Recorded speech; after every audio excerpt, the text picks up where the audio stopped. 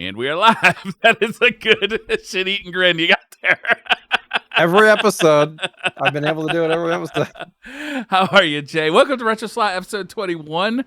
This week we'll be talking a bunch of news. We'll be talking about Ninja Warriors for the Super Nintendo. And we'll be seeing the most recent pickups as well. Jay, what have you been up to lately? How you been? It's been very warm here in the Northwest. Yeah. Fortunately, we have some AC. It works, it works a little bit. And That's right, because your AC broke. Well, it broke a few years ago, but we got like a temporary fix on it, and it's on its last legs. It's like 20 years old, but it helps a little bit, fortunately. Okay. When it's not 115, it works better. Yeah. When it's like 90, it'll keep the house at like 75. It's not okay. horrible. That's not too bad. No. We had to get part of our fence replaced because it was falling over. But I mean, ultimately, the kids are having fun playing outside in the water and all that stuff, which is great. Good summertime fun. Good wholesome summertime. Yeah, cheap little small little pools and like little sprinklers going on and all that stuff. You got a slip and slide? We do, and it actually has water. Like it has like water holes where it like comes out, and he's used it a couple of times. We tried to put soap on it. Oh man, slick it up a little bit. Fortunately, we don't have any like rocks in our grass or anything. But that's good. Yeah, that would slip and bleed. Yeah. I've never actually used a slip and slide. I've only seen them like really not even video. As a kid? No, not even as a kid. When I was a kid, we used to go to. There was a school within like bicycling distance of my house, and it had a big hill. So when it rained, the water would run down the hill, and we used to slide down the hill, like on the grass. Which I don't think is on the cement. No, not on the cement. But that's as close as I've ever gotten to a slip and slide. It always looked like fun, but never had the opportunity. I mean, it's pretty much the same thing. It's probably. The only problem is if there's like not enough water on it, like it creates like a rug burn on you. Oh, yeah, that's not or good. Yeah, if there's stuff under the slip and slide, it's not great. Yeah, like sticks and. Is there any padding to it, or is it just like a sheet of plastic? No, it's like I don't even know how to describe it. It's like one of those. I've seen ones with different materials, but I think most of the time it's like a silicone almost. Like think of a giant cookie baking sheet on the lawn. Oh, okay. With water, Yeah. And if you put some soap, like some dish soap or something on it, you can get it a little bit slicker. Yeah. But yeah. Okay. So you're just enjoying the summer with the kids outside? Yeah, for the most part. I mean, things are super open here in Oregon too, and it makes me really nervous with things. Like we were just talking before the show that stuff is starting to creep up a little bit, and you have a scare going on right now. So, the anxiety is keeping me from fully enjoying it at the moment. But the kids don't really know; they just want to play outside. So yeah, and it's hard.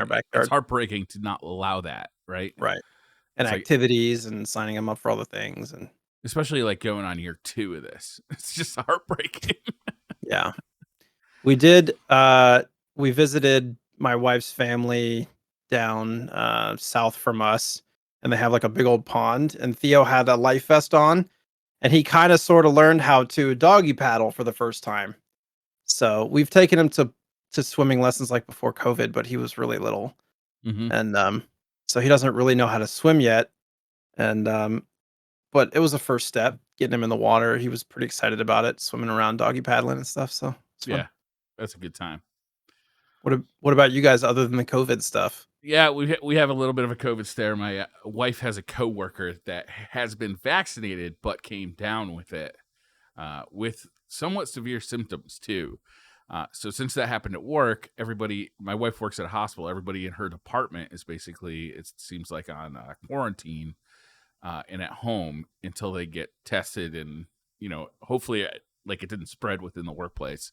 Right. So it's just a little concerning that he had the vaccine and got it, and it like brought it to work. It's a little concerning, but do they know if it was like a different strain or unclear yet? He's getting tested. His sample actually got sent to Atlanta to be tested to see if it was a a new strain or something like that. And he's probably been vaccinated for a while if they work in a hospital, right? Yes, yeah, they were vaccinated very early. 5 or 6 months ago, yeah. That was actually one of the discussions, is that maybe the vaccine has like it's possible that its useful life has ended and that they may have to re-up, Like right? Because they were actually in the first wave in like January, and now 6 months later it may not be as effective as it was.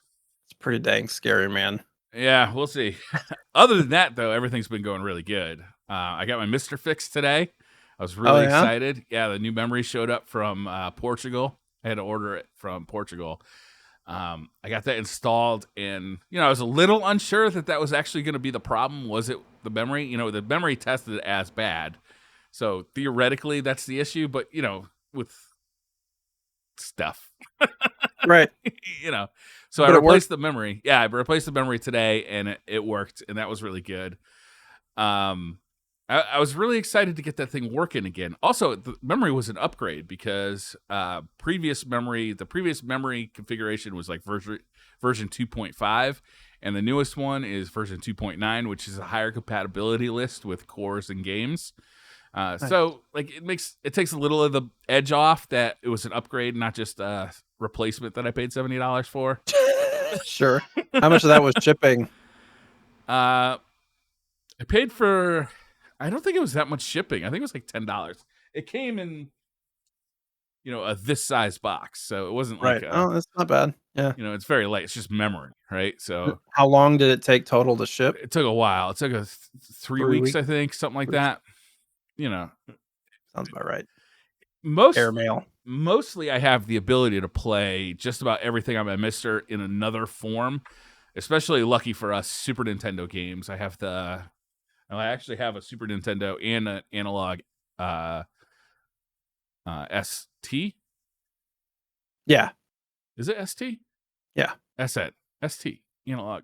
Pretty sure it's ST. ST. The Super Nintendo version of this analog. So I was like NT. Super NT. Thank you. That makes more sense. Super Nintendo. Yeah. So I've been able to play like most of the games that are on the Mister, especially for the show, which was the main concern.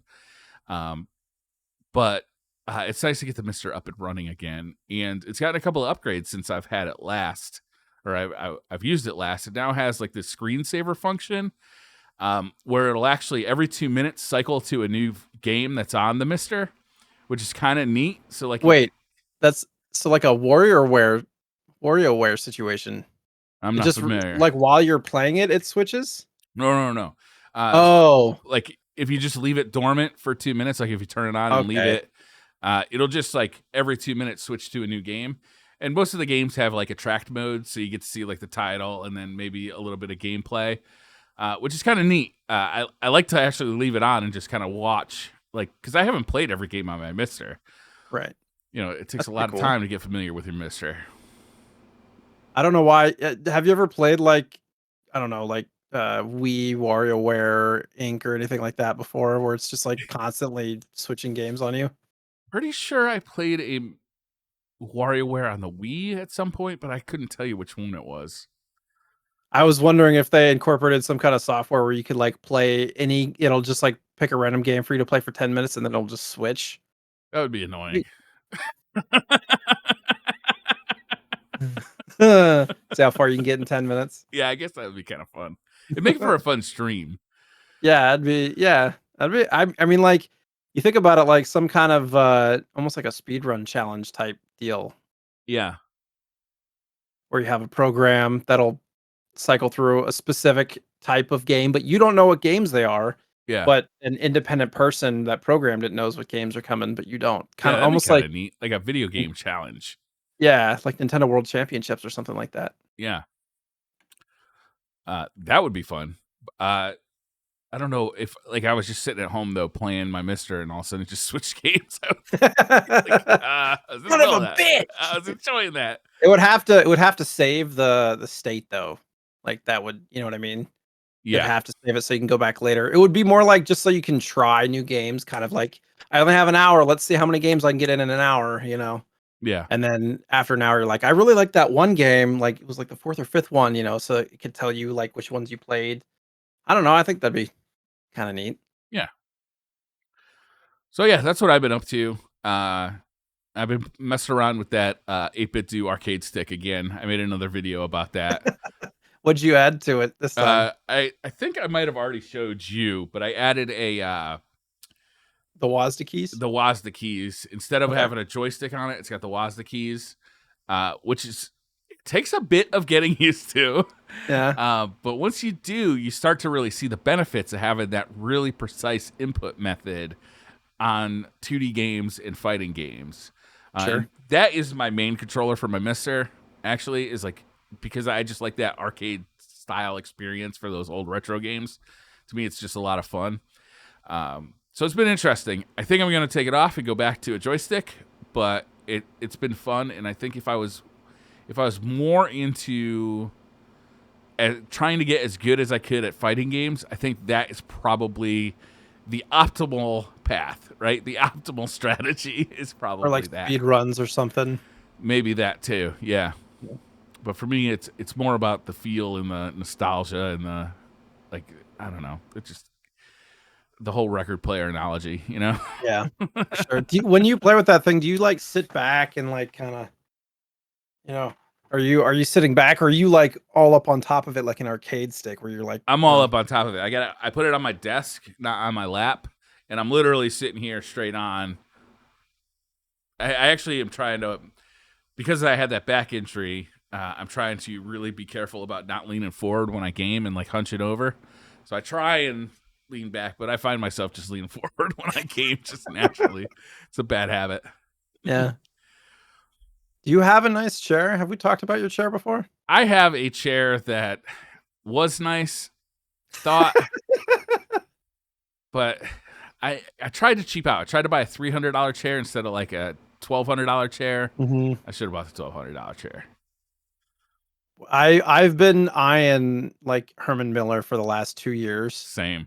and I just like can't pull the trigger. It's such a like the Logitech one looks so nice. It's $1,500. I'm just like, ugh, Yeah. Yeah. Watts and Tefty both took the plunge, right? And me and Tefty were both hemming and hawing for a long time, and then Watts did it. And she's like, I love this thing. You guys are idiots. Stop buying those stupid Staples chairs all the time. yeah. So Tefty did it, and he's like, you're an idiot. Stop buying those stupid Staples chairs. But I don't know. We'll see. I want one. I just don't want to pay for it. They're just so damn expensive. Yeah. The only thing that would, I mean, I want to try it out, but they have a 30-day like money back guarantee. Plus, it comes assembled. That's nice. So like, yeah, it's a giant effing box. Like, Yeah. it's fully assembled. Yeah. Crazy. One of the things about it that actually keeps me from doing it is if I could go to a showroom and sit in them, because they have several different models. Yeah. And then I could at least see, okay, this is somewhat comfortable. Yeah. There's Right. got to be a chair store somewhere. Like, thanks for letting me put my stanky ass in your chair. I'm going to go buy it online now. Yeah. Honestly, I'd be happy to pay like an extra $50 or $100 if I could go to a retail experience and then bring it back to a retail experience. And I have to deal with all the shipping back and forth. That doesn't bother me. I actually really like supporting local businesses rather than buying stuff online all the time, especially from Amazon. Sure. But like I've looked in Connecticut and it doesn't seem like there's a place I can go. Really? Yeah. So does Herman Miller have like a find a retail store kind of locator type thing? Yes. They do. And you look there and they didn't. Okay. Yeah. I'm they sure had a they couple have places in Portland. Connecticut, but not. One of them was closed because of COVID. One of them was like just it wasn't really a showroom. It was more of like a interior design studio. Mm. So they're not going to have stock, right? Yeah. They just sell them if you want them. Got it. I mean, check the other one now. Maybe. Who knows? Got a lot of news this week. You want to jump on into that? My goodness. I mean, really nothing notable happened as far as like used games go and prices and auctions. Nothing like that happened, right? No, of course not. No, we're going to talk about like arcade 1-up and all that stuff. I was gonna see exactly what day like the Zelda went for. I think it was the 9th. So Okay. they basically, and it's funny too because my copy of Mario, like I've been watching 2 auctions that were part of this whole big um featured auction video game thing on Heritage Auctions, and it was a large collection of stuff getting thrown up and a bunch of it's featured. Like I don't understand how collectors can even keep track of them all because it was like hundreds of games. You know, you imagine if a wealthy collector or investor, quote unquote, was like into multiple things, like how do you keep track of it all? So I was looking specifically at the Mario stuff, but I did kind of peek up like some of the other things that were out, and I was like, oh, I'm curious what they will go for. And then like the news of Zelda NES came out, where it sold for $870,000. And this was like, you know, the new high. The previous top game was Super Mario 3 that sold for 660, I believe, not even Yeah. that long ago, a few months ago in April, I think. And so I can kind of justify this Mario or this Zelda game selling for that much because it's a super rare variant. It's a no Rev A, which means it's really early print, like potentially second print. Okay. And it was a 9.0, but they said it might be the only sealed graded copy like at all. So that was like, okay, well, I kind of understand. We need to have stock numbers. We need to have all that information. Otherwise, this is just going to be nonsense. But then what was it? 2 days later, I think it was 2 days later, Yeah. the new king reigns supreme, Yeah. 1.56 million. We knew that a million was coming at some point. Yeah. But I had no fucking clue that it was gonna be Super Mario 64. This blew my fucking mind. Like it doesn't really make sense. I'm assuming fraud at this point. I'm It's such a assuming common game. I'm assuming this is now become some kind of fraud or like money laundering scheme. This can't be right. Like this can't have happened. The only thing that I can think of, like, if you look at all the copies of games, it pretty much any Nintendo game that is a 9.8, Yeah. it's stupid money. Like a 9.8 goes for like 10 times more than a 9.6. Yeah. So you could have a copy of, like, for example, this a 9.8 going for 1.56, and then like a 9.4, 9.6 going for like 150. Okay. You know, it's it's insane how, like, I don't know if people are just enamored with getting the best of the best of the best of the best. Like this is the highest grade that you can potentially get. Yeah. It doesn't go up to 10. Like their scale doesn't even go up there. Um, so some people might just be like insane and so enamored with the idea of having the best, and they just have so much money to throw around, like celebrities or content creators with stupid amounts of money. Yeah. You know, you think about some of the content, like young content creators out there that are making millions and just not like planning ahead and all that stuff. Like I could Yeah. see Right. that being, Like this gravy train is gonna last forever, right?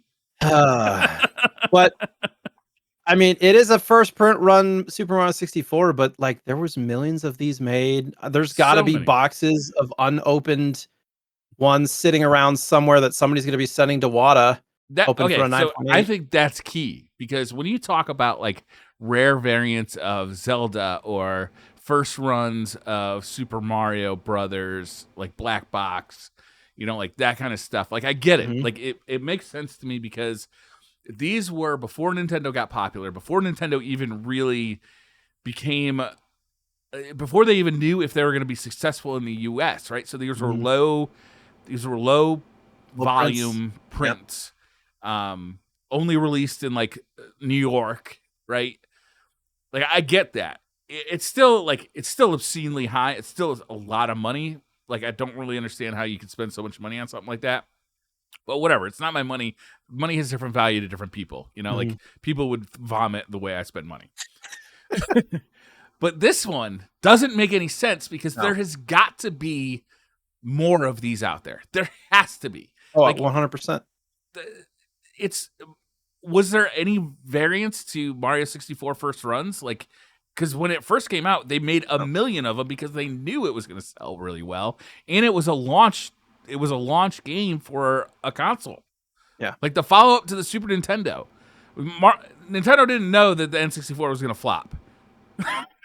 Right. They made a lot of these. To my knowledge, there is only 2 prints that exist for Super Mario 64. There's this one, the red box, and there's the Platinum Choice. You know, and that's, as far as I know, that's it. There's 2 prints. I have a copy of both, complete in box. They're not sealed. They're not worth this. You know, they're Yeah. worth maybe a couple $100. But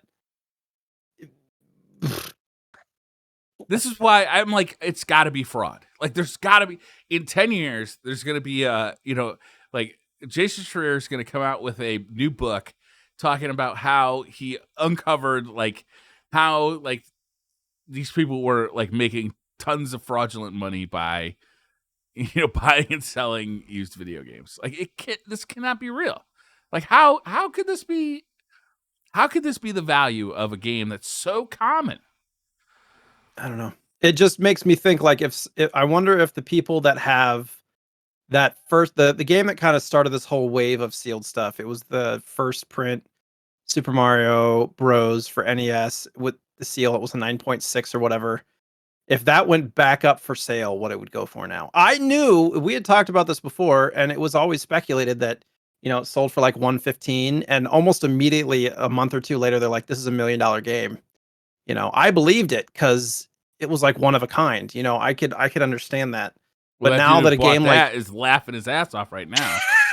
yeah, I'm like, a game that's one of a kind goes for 115, but a game that probably, there's got to be, I don't even want to speculate as to how many of these exist out there at a 9.8. They're probably in a, like, they have those they have those sealed boxes of 64 games that, like, you can buy like a box of 6 Gauntlet Legends or whatever for, $1,000 or whatever.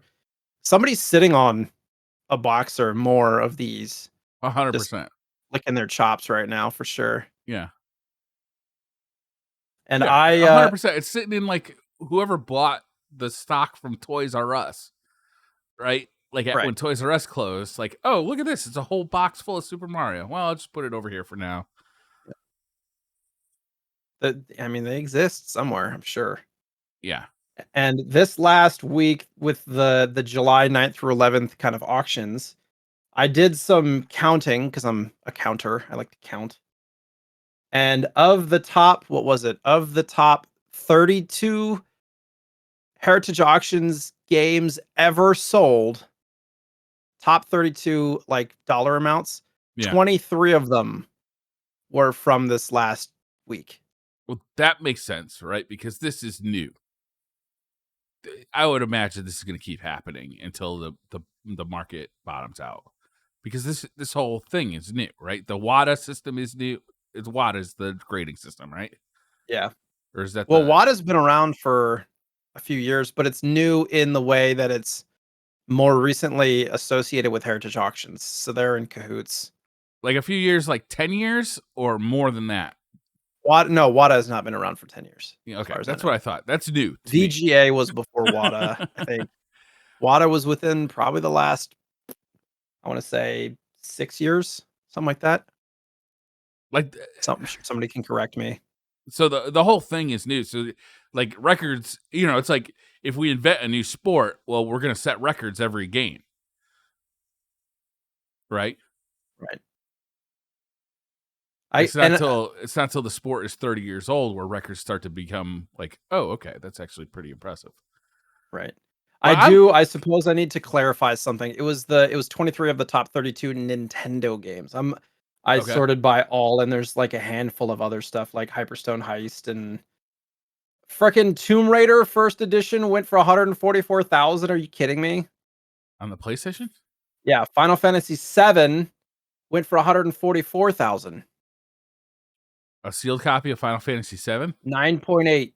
The Tomb Raider was a 9.4. There's got to be 100 of those too. I know. Like, this doesn't make any sense. No. It doesn't make any sense. This market is too pumped up right now.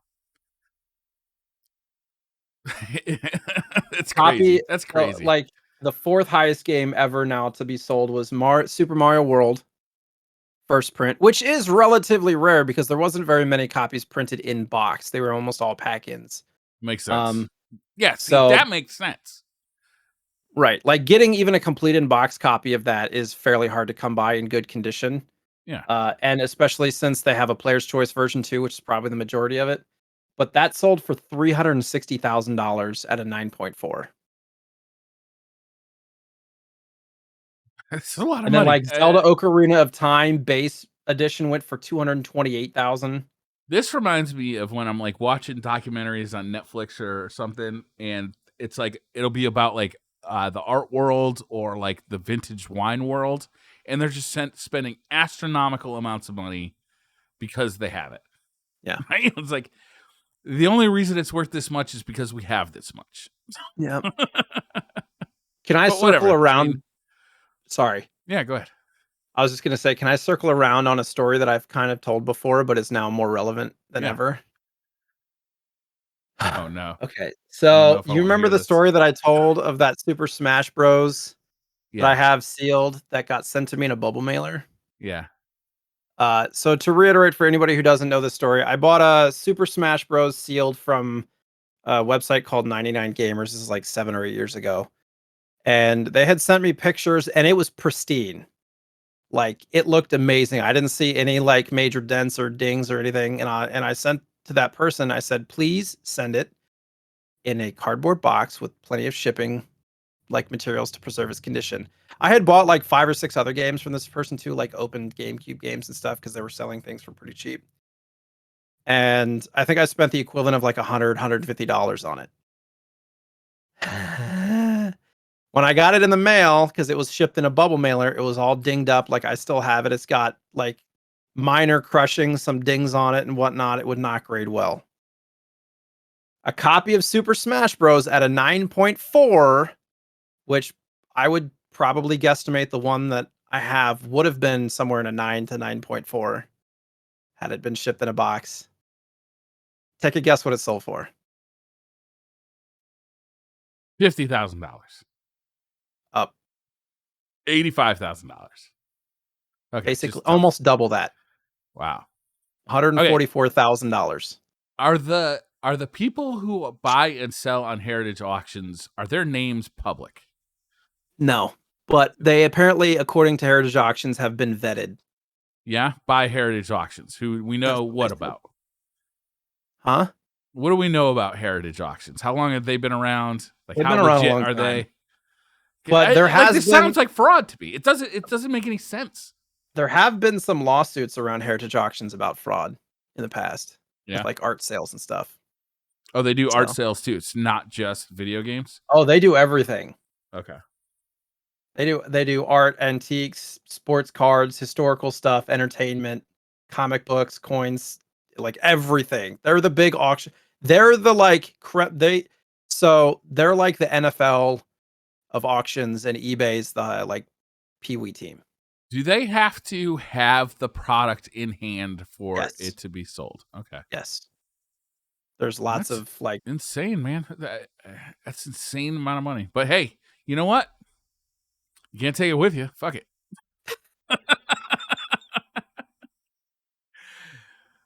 Wow. I'm sorry to hear about that Super Smash Brothers, man. it That just fucking keeps coming back sucks. to haunt me, man. Yeah. Keeps coming back. I mean, at this point, if I was out to make some money, the only thing I'd be looking for is sealed copies of games because, like, this is ridiculous. Yeah, it's insane. Are you tempted? Okay, so now I got to come back around to your Super Mario Brothers. Are you tempted to put it up there? Well, yeah. So the two that I had been watching, one was a 5.5 and the other was a 6.0. Mine's a 7.0. The 5.5 sold for like 3,200, and I was like, that seems really low Yeah. because it was way lower than any of the other ones that had sold. And I looked at it, and I was like, oh, that's why there's a hole. There's like a dent hole in the back of the box, and it Okay. says that the manual has like ripped pages. And I was like, okay, that would make sense. The 6.0 sold for just under 10K, Okay, and you get a like 7.0. 98 or 9,900, something like that. Not that that's a guarantee of that yours will sell for more, but I mean, it's an indication. Yeah. at least, And right? mine is technically the highest graded. It's graded higher than any of the ones that they've sold because my cart is a 9.6 and the other highest was like an 8.0. So mine's slightly higher than the highest that's ever sold there Man, overall. I mean, I can't sit on it, man. It's just I almost and like, now I'm thinking about the Super Smash Bros. Too. I gotta send that and get it graded now. yeah, right. Fuck. It's gonna be like an 8 or an 8.5, something like that. All right. Well, there's still more news to go with this. Yeah. Yeah. That is insane, though. Deep breaths. Woosah. All right. The next thing is I found interesting. The entire history of JRPGs is a book that is now on sale at Bitmap Books. It's Oh about shit! $50-ish. There's more than 600 reviews. It looked pretty cool. It's got like pictures and reviews of all the different games and whatnot. I believe you can purchase it now. It's sold Yeah, in coming the soon. It UK says. like £35. Yeah, Bitmap Books. I've ordered a couple things from them, and they're very good. Yeah, they did the Game Boy book and stuff like that too, right? Yeah, they're very good. The books are extremely high quality, and to be honest with you, in a age where I'm playing most of my games on the Mister and emulated in some fashion, it's nice to have a physical product like this and be able to look at because they do beautiful prints. Their pages are like really nice thick paper with beautiful magazine quality printing or better. So it's actually nice to be able to like thumb through like a physical product when like you can't actually go out and buy like a $200 game, right? Like, I mean, you could, but most of us don't. So it's nice. He's glaring. He's glaring at me. If No, you're, if I'm you're not listening judging, right man. Like, if like this is your hobby, like I'm not judging. Trust me. now. We Jay need always Ryan thinks back. I'm I need judging. backup.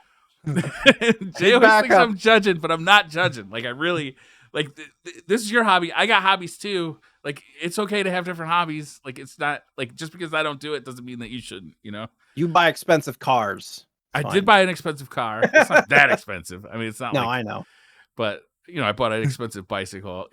I buy all sorts of dumb shit all the time. Like I'm constantly buying dumb shit, and then I make YouTube videos about it. And those are dumb too. By the way, made penis jokes for the first half of my video today. Nice. Did you have a second video on that one? The one kind of Loot Crate unboxing one? No, people have been asking me to do another one though, so I'll do another one soon. The secret is I did a Loot Crate opening and never opened the Loot Crate. I just did a bunch of random shit all day and filmed it. But people really liked it, so I'm gonna do more. That's kind of unboxing. Anticipation. I still have the Loot Crate. It's around here somewhere. I'm not It's gonna not open going it. to show up to us though. My wife is actually mad at me. She's like, "You're not gonna open it?" I'm like, "No." She's like, "Well, aren't you curious to what's in it?" I'm like, "Of course I am. That's the whole point." It's like this delayed. I will open it at some point, and I'll for sure do it on video. But the delayed gratification is half the fun. Ooh, for charity. Yeah. 10 years from now, there's going to be graded Loot Crate boxes on Heritage Auctions, and you're going to be like, "Son of a bitch! I could have made like $7." All right. It'll probably be more like 30 years from now. Yeah. Next on the list, Virtual Boy, which is one of my favorite systems that I can't play, has added Rumble Pack support in the way of like a third-party accessory. Hold up. Pretty cool. It's attached to your face.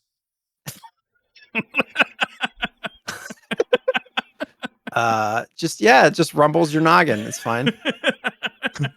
So there's this whole homebrew community for Virtual Boy because there was only like 13 games ever released in the US. There was another 5 or 6 released in Japan, or maybe 8, something like that.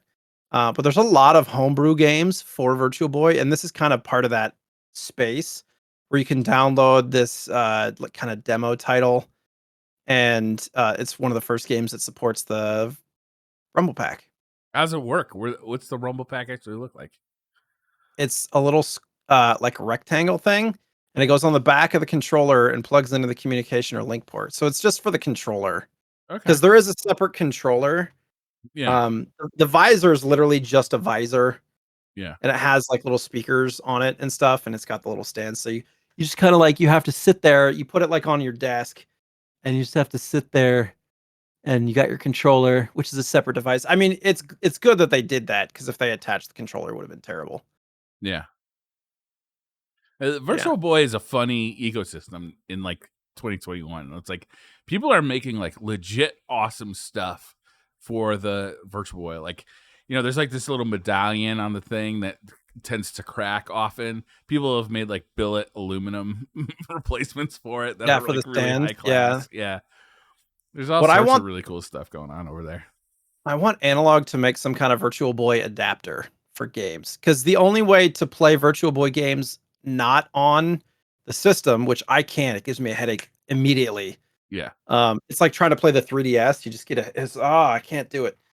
Um, but I love it. I have one in box. It's like new. I have the entire North American collection in I box. love Like it. I I just just can't play video games on it. Yeah, no, I love just how kind of bizarre it is. It's like it's the redheaded stepchild of Nintendo. That's why I don't know. It sure is, right? I have this like little affinity for it, and it's just not very many people like even know that it existed, and outside of the collector spaces and stuff. It's just a fun thing to have.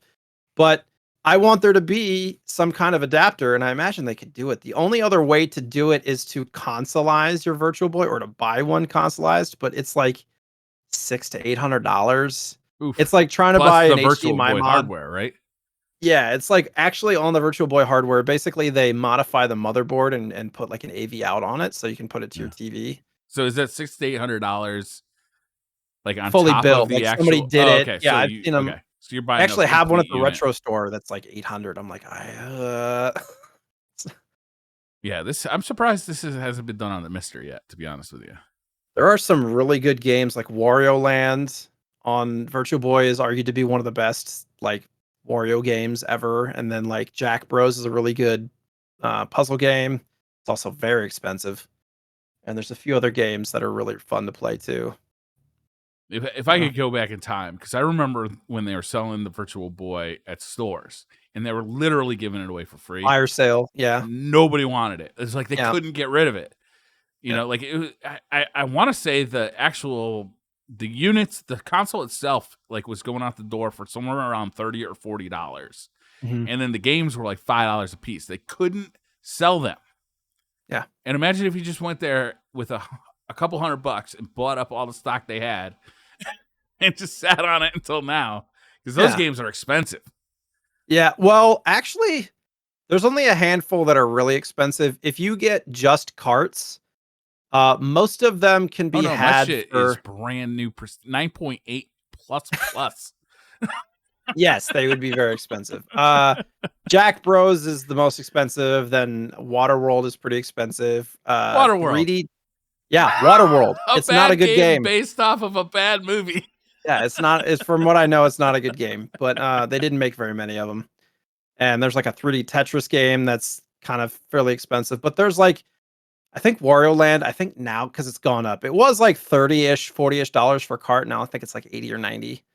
But I mean, there's only 13 games.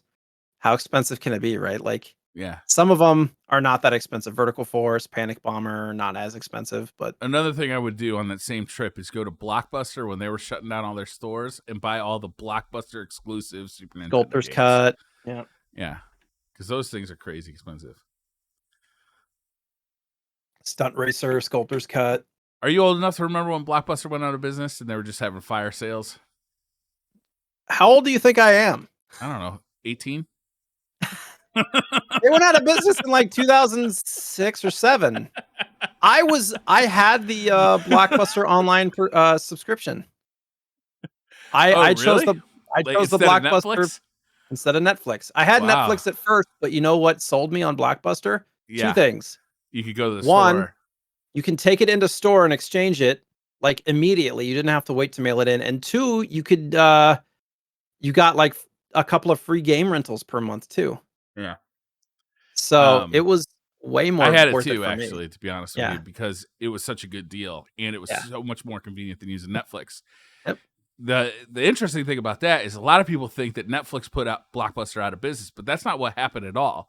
Blockbuster actually got bought by like a big like financing company who loaded Blockbuster with debt, and then that put them into bankruptcy and killed the company. Well, and Netflix went to Blockbuster and offered to sell to them too. That was part of their origin I story. think if Blockbuster had the runway, their retail locations made them so valuable, and being able to do what you just said is be able to get the movies through mail, but then just return them to the store. And they were done with all that like bullshit return policy, because when Blockbuster in the 90s was actually a bastard of a company to deal with, because if you were late by like 10 minutes, they would charge you like $15 for a late fee. Yeah. And God forbid you're late by like 4 days, they'd be sending you to collections. So yeah, they tried to do like an online, almost like a video streaming service too. Yes. They tried to be able to do that, and it didn't work. Like whoever was making it fucked them over. Oh, really? As far as I think that's part of the story. Like it literally didn't work. It was just like all smoke and mirrors, and Yeah. it didn't work. And they That's just too were bad. SOL. And then they had the no late fees thing, which apparently lost them a bunch of money too, because people were just like keeping movies. Just Like keeping the movies.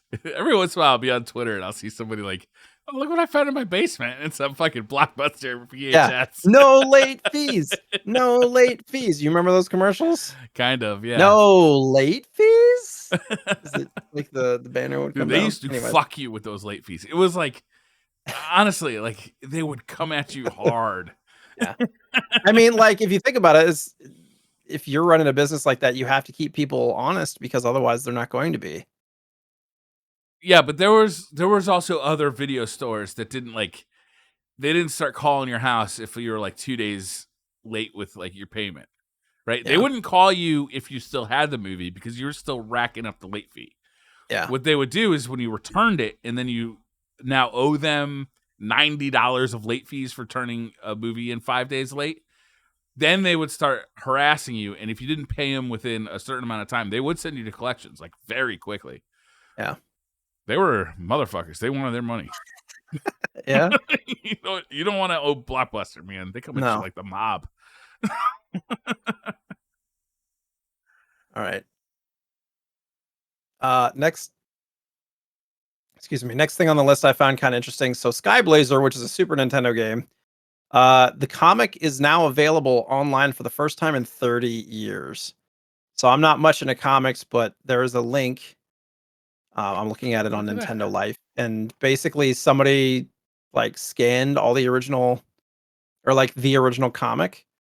So for Skyblazer's like one of the better games on Super Nintendo, and that's saying a lot.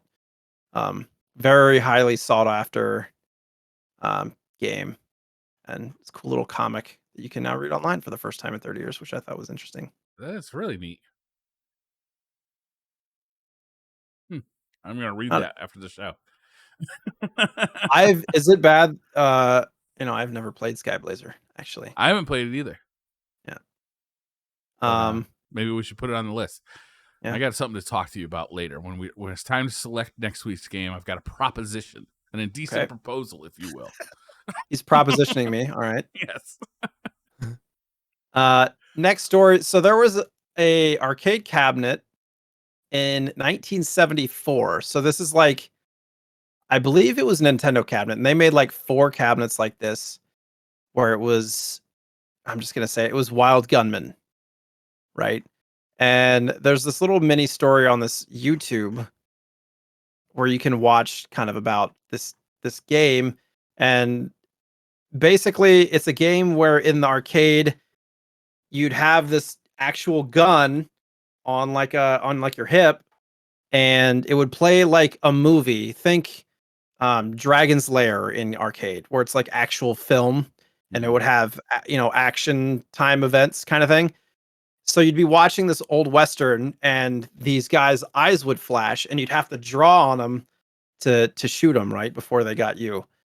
It was later adapted as an NES game, Wild Gunman.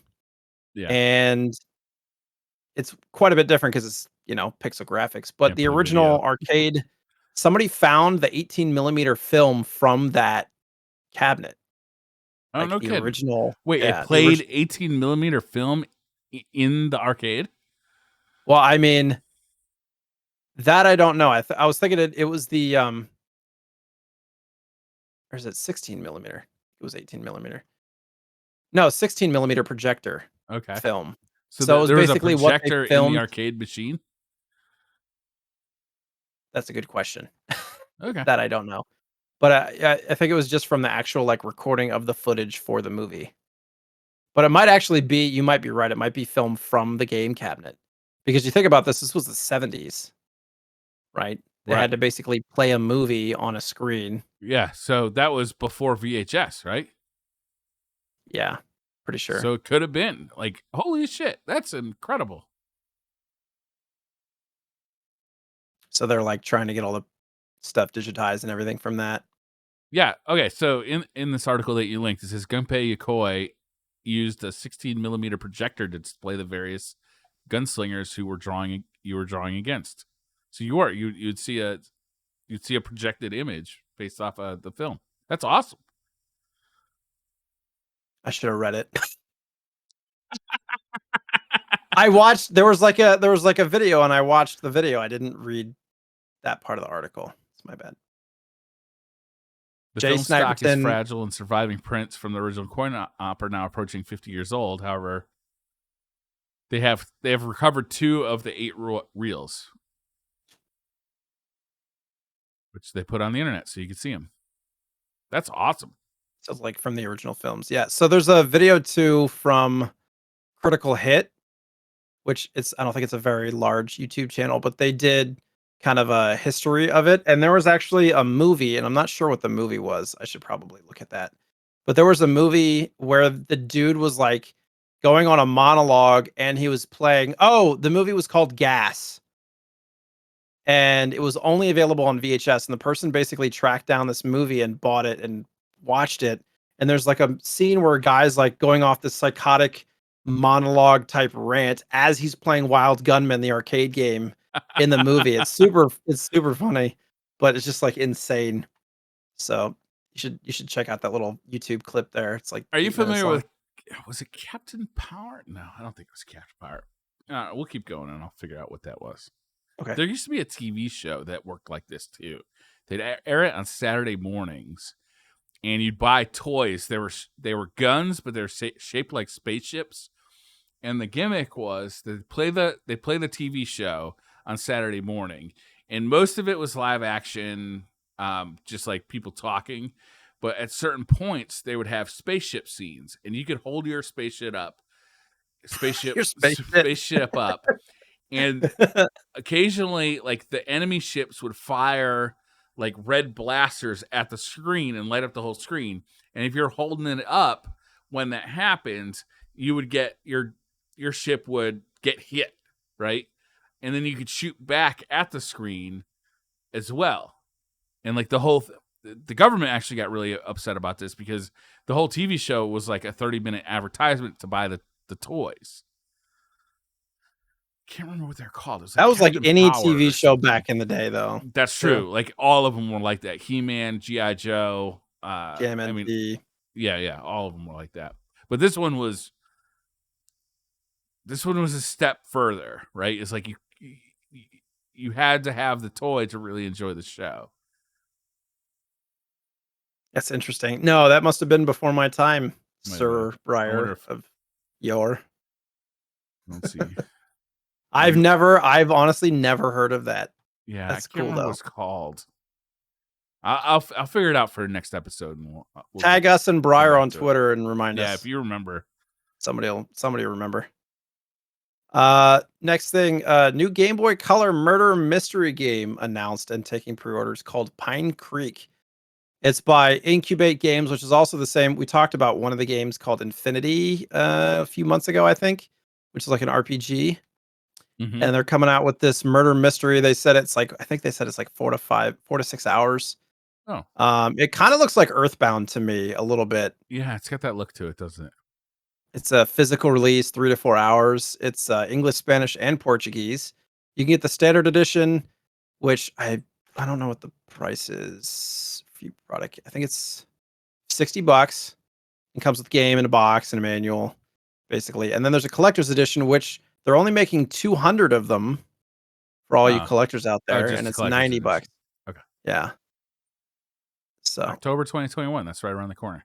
yeah, it's pretty cool. I think I It's might pretty check cool this that out. I'm watching the video on their website. It looks kind of neat. I'm Incubate not sure. I Games. think it might be one of those physical only releases. I'm not Okay. 100% on that though.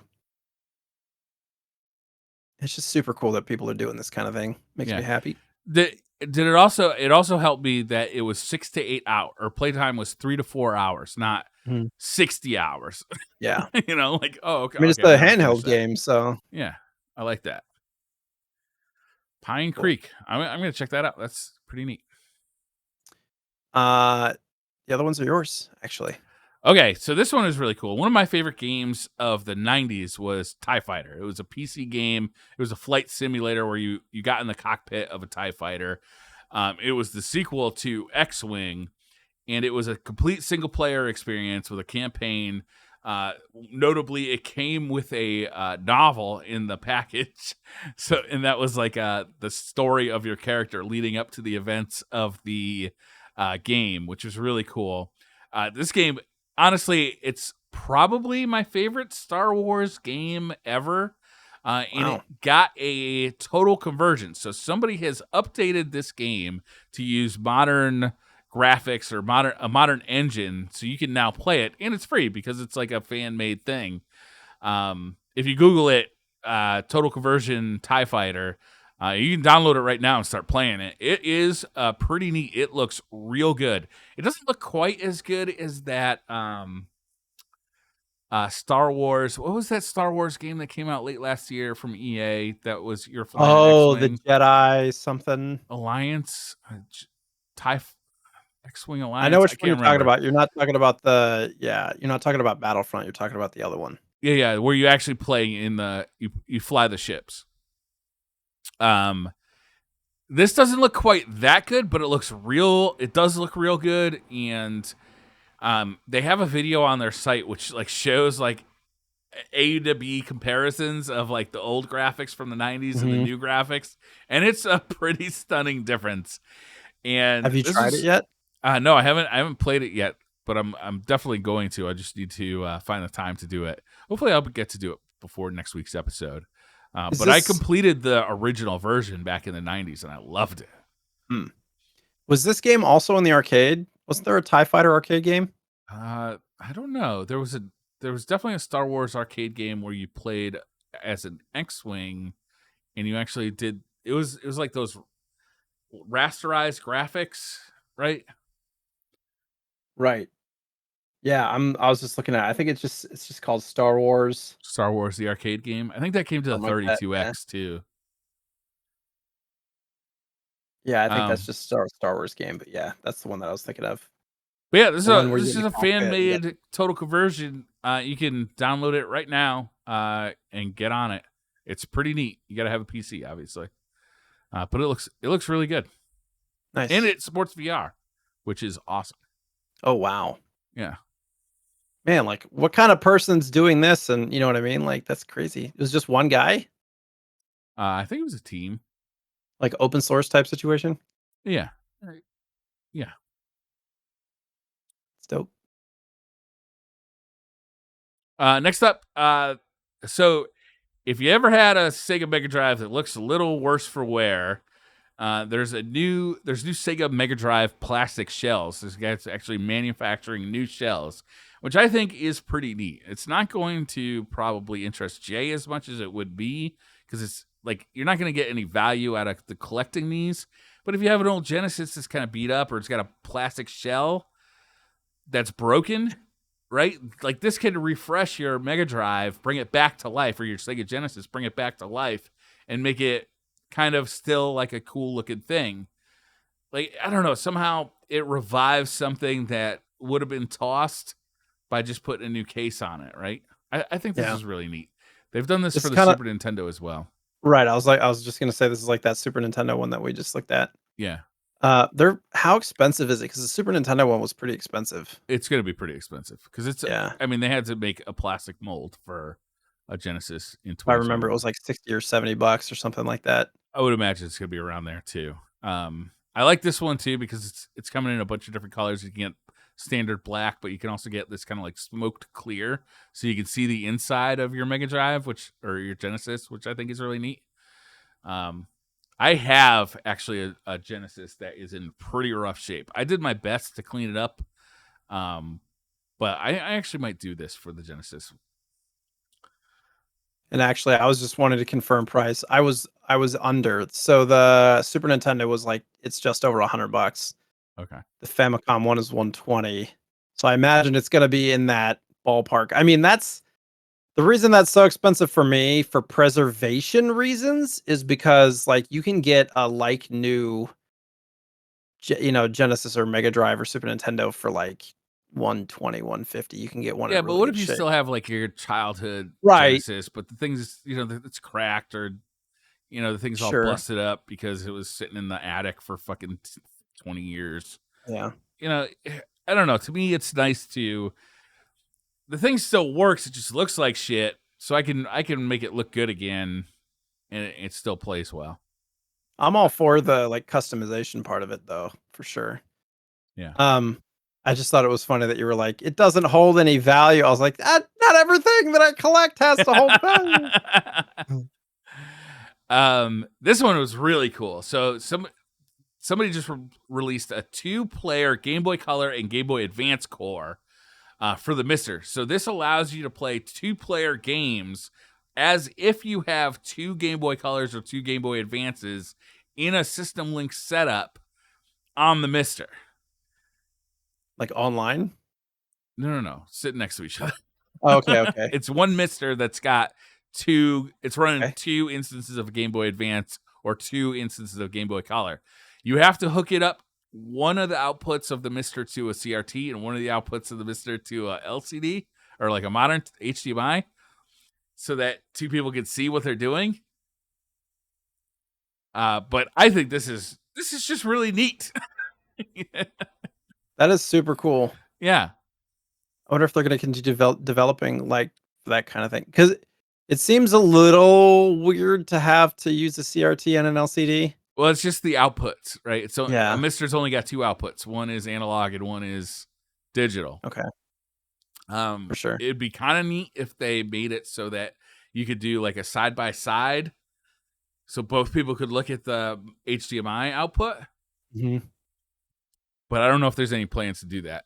I think that'd be kind of neat. Like if you're playing a 2-player game, you just because a Game Boy Color, especially, I think is a pretty small screen, and it's like a narrower aspect ratio, so you could fit 2 of those on a 16:9 screen, I think, pretty easily.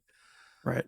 It does say, I was just reading on it. It says the GBA core offers multiple orientation modes as well as the ability to output player 2 screen to analog and player 1 to HDMI. There's a picture of Tetris here where it's got 2 games side by side on one screen. Oh, okay. I'm I'm wondering mistaken if you then. can That's like awesome. choose to be side by side or to be on separate screens. Maybe. Okay. Maybe we get clarification on that.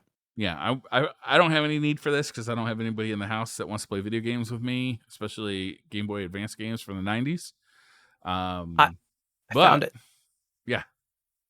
The Game Boy Color core supports side by side gameplay on both the HDMI and analog outputs. That's awesome. The display output is cloned to both and they show the same thing. There's no options for orientation. And then the GBA one is the one that can separate the two. Okay. So it looks like Game Boy and Game Boy Color are only one screen, and then GBA can split them. That's what it sounds like. That's fucking That's still awesome. super cool. Yeah. Yeah. Playing the original Tetris on one screen with your buddy. That's awesome. Yeah. That would be awesome. And the last big piece of news isn't really, I don't know, it's retro associated, I guess. I just kind of wanted to get your thoughts on the OLED Switch, right? As I play retro games on my Switch, so I'm using that as an excuse to fit this into the conversation today. I'm a little disappointed, to be honest. There were, if I remember, there was a few things that it did. It had the OLED screen, and then there was a couple of other features that were pretty cool on it. But to have its own release just for those features seemed a little underwhelming for me. Like, it needs to have a stronger, like, graphics core. It needs to be, you know what I mean? Like, it Yeah. was weird. Like, Were you expecting like a like a Switch Pro 2 or a Switch. Pro Yeah. Switch? That's you Yeah. were expecting one? This is almost like, like when Vita re-released their console with kind of the slim version or whatever. That's basically what this is. This is like, Yeah. it's not a Switch Well, Slim. it's the It's like a, reverse because the Vita, they took the OLED out when they did that and they oh, put an really? LCD in. Yeah. So it's kind of like a Switch 2.0, but not, the Switch 2. Yeah. I don't know. It's cool that it exists, but my opinion is I'm hoping that it just replaces what we have and keeps the same cost and everything, but I don't They're think not. that's They've true. announced the pricing. It's going to be $50 more than the current like big Switch That's not horrible. at Is $350. wonder if they're gonna like fix some of those Joy-Con issues or anything in No, this. they're not. No, fuck. And I'm not gonna be buying it. Like, it's just not a big enough upgrade for me personally. But if you're just entering, the Switch space and you were holding out for something, Yeah.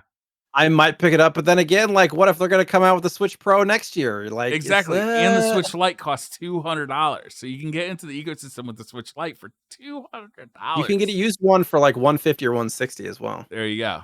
It's a high price to pay. I am gonna buy one though because the OLED screen, like I love my OLED TVs. Like they just look so much better than LCD that it's hard to go back. Having the slightly bigger screen to me is a big deal. I do wear bifocals. How often do you play on your handheld Switch as I opposed to the play TV? I play almost exclusively my Switch handheld mode. When I you have hardly those like ever hook it up. Nyko, you have those like controller Yeah, add-ons or whatever, yeah, I do. The make it the all fatty. Split Pad Pro from I can't remember the company that makes them. But yeah, I really like that. And they're saying better speakers, which I've always not liked the speakers on the Switch. They've always sounded really tinny. So I'm actually looking forward to this. It's expensive. I'm a little disappointed that it's not going to come with like a horsepower upgrade too. But my Switch is still the launch Switch, and it's a little bit Yeah, beat up at same. this point. So, like, I've been tempted in the past to buy a new Switch, and this is just an excuse for me to get a new one that's just a little bit better. Plus, it's a write-off. Ding. Ding. That's true.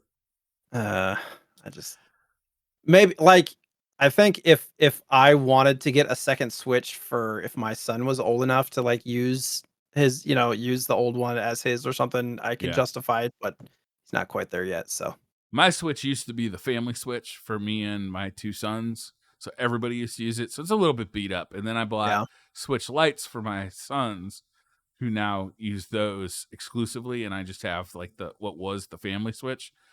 hmm It's seen better days. It's it's cool time. that you're getting a lot of use out of it though. Mine almost exclusively stays docked because I don't travel. You don't play in handheld mode?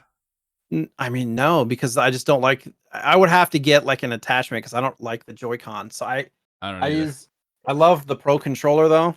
So I use that. It feels really nice, It's Yeah. kind of like got the orientation like an Xbox controller, which is what I prefer. Yeah. So I don't know. I usually just play it that way. Yeah, I like playing in a handheld mode with the Split Pad Pro. I often am playing it on the couch while me and the wife are watching TV or something, or she'll be reading a book and I'm playing with that. It's a way for me to spend time with my wife, even though we're not like even Yeah, though we're not I talking got or it. anything. At least we're in the same room, as opposed to most of my video game time. I come up to this office, Yeah, and it's same. just it's not like it's nice to be in like a common area as opposed to this office, which is very much Right. my space. Makes sense. Makes sense.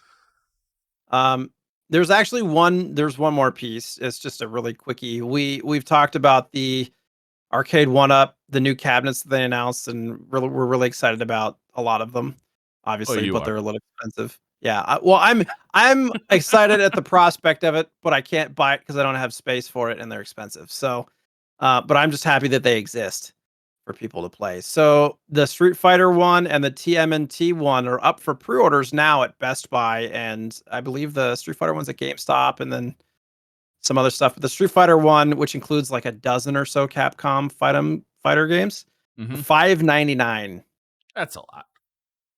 and the TMNT one is $6.49.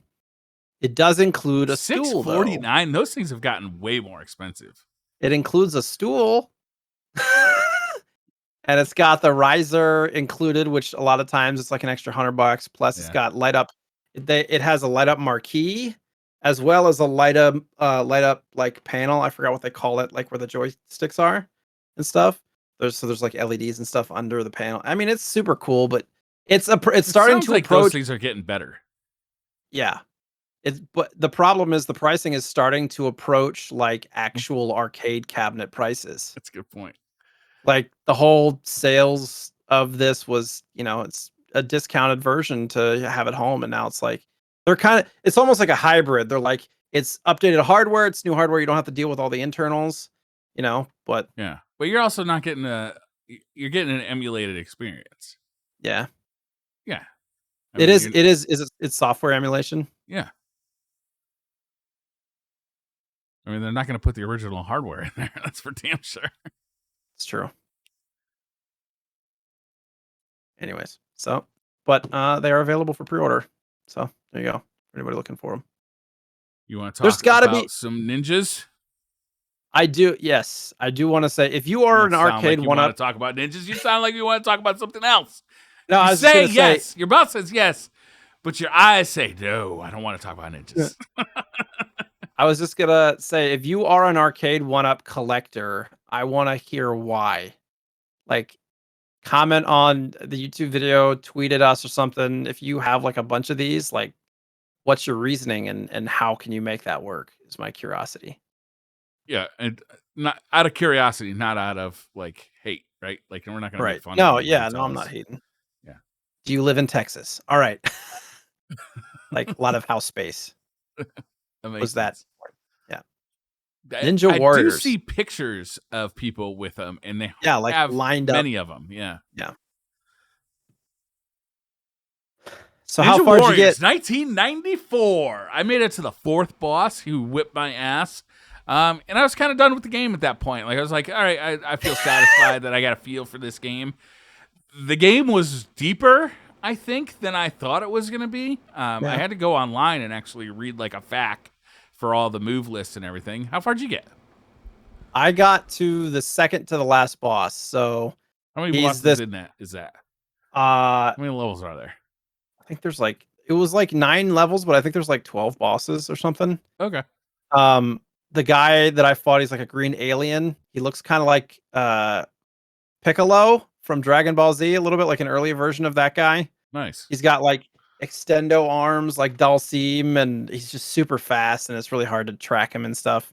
I got him down to like an inch of health, and then I just couldn't finish it off. Some of those later bosses have a health bar, but they don't actually start chopping down the health until you put so many hits on them, and then it's super cheesy, right? It's like in other games when they have a similar mechanic, they'll just do like 2 different colors, right? Is they'll have like the yellow health bar that when you deplete, it turns to a red health bar, and then you get to deplete that, and then you kill them. In this game, it just seems like the health bar is so big that it goes off the screen. Yeah. It is colored. So like as you're hitting them, the bar does kind of slowly change color, like almost like a gradient. I didn't realize that. And then as it gets lower, it goes like darker and darker color, but it's not. Yeah, I would want it to be like every hit that I give them, I want to see chunks taken off the health bar. Yeah. This game does not make a strong first impression, I've got to say. Like, what? This game doesn't make a strong first impression, I got to say. Like, right off the bat, like, you're presented with kind of a super generic story. Like, if you watch the attract mode, like, the story is kind of like, oh, this is kind of cheesy. You know, it's obviously kind of like a Terminator-ish ripoff. Mm-hmm. And then you go to the character select screen, and the characters' names are Kunoichi. I'm going to get these wrong. Kunoichi, who I think is the girl, right? Yeah. Kamatechi? Kamaitachi. Okay. That I don't know. who's like they're all Robot-y. cyborgs, but he's like the kind of more robot looking cyborg. Mhm. And Ninja. Did they just run out of fucking names? And it seems like from left to right, it goes from like slower to faster, Yeah. kind of. Well, isn't I thought the girl was the fastest one. She's in the middle. The robot dude's pretty damn fast. He is pretty damn fast. He ended up being my favorite character. Yeah, I used him more often than anything because like just his attack was so fast, and he did like the almost the E Honda like, and he like have his hands Yeah. going really fast. I liked his kind of like special move too, or not a special move, but it's kind of like up, or is it up and jump or down and jump? It's down and jump that does like the kind of special like kick for him. And I like that. I like that more than the other characters. And his jump attack was really good too. This game is weird though because it's a side-scrolling beat 'em up that looks like it would be like a Final Fight or Streets of Rage, but it plays you're on one plane, similar to like I don't know, Shinobi or Ninja Gaiden. But you're not like mobile like you are in Ninja Gaiden. You're just walking straight on into the enemies. Like it feels a lot like a Final Fight or Streets of Rage, but you don't have that freedom of movement on like a 3D plane. Right. And it becomes more apparent too when there's like the background attacks that are happening. Like when the bombs are dropping or when the machine guns coming through or whatever. You don't have very much space to because you only can go like left or right, and these bombs are dropping. You're like, I have nowhere to go. Like you're in that space. You can't get out fast enough, kind of thing. And you move pretty slowly too. It's the animation is kind of stiff for movement and for jumping and stuff. In some ways it's pretty responsive, but in others it's a little stiff. Yeah, it's not unresponsive, but it's a little bit slow. It's deliberate, I would say. Deliberate. Yeah. So you thought the robot Kamaitachi was your favorite? Yeah, he was my favorite. I liked Ninja as well, even though he wasn't blessed with a name. I liked him as well, but he was just a hair too slow when it came to boss fights. Yeah. And I found that I was getting my butt kicked by bosses. So you know what's funny that you say that? The green alien boss, he's the guy that I got the furthest with. Because it was almost like an affinity thing. So if the boss was slow and hulking, having a faster character was an advantage.